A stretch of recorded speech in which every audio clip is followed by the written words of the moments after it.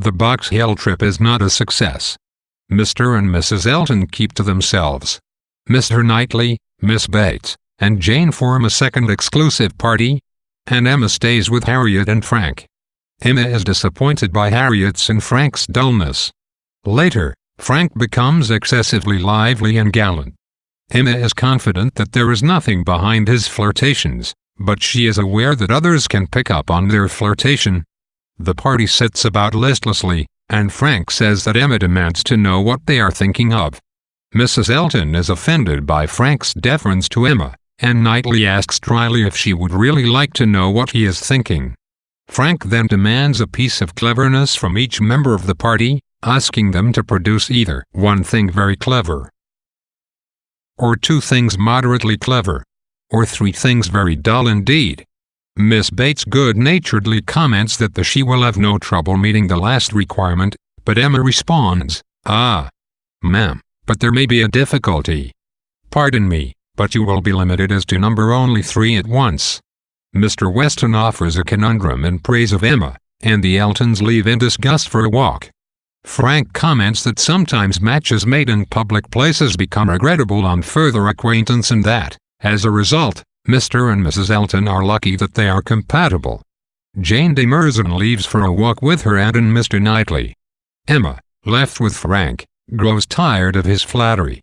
Later, Mr. Knightley takes Emma aside and reprimands her for her conduct toward Miss Bates, reminding Emma that Miss Bates has had an unfortunate life and deserves compassion. Emma has never felt so agitated, so mortified, so grieved in her life. She cries almost all the way home. On reflection, Emma decides that the Box Hill party was a disaster. Still feeling horrible about her treatment of Miss Bates, Emma soothes her conscience by visiting the Bateses first thing the following morning. Miss Bates's humility and kindness are a further reproach to Emma's bad behavior. During Emma's visit, Jane remains in the bedroom with a headache.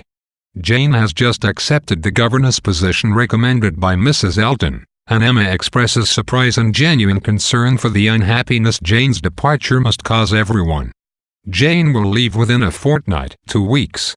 Emma is surprised to learn that Frank departed the previous evening for Richmond, and she is struck by the difference between Mrs. Churchill's power and Jane's.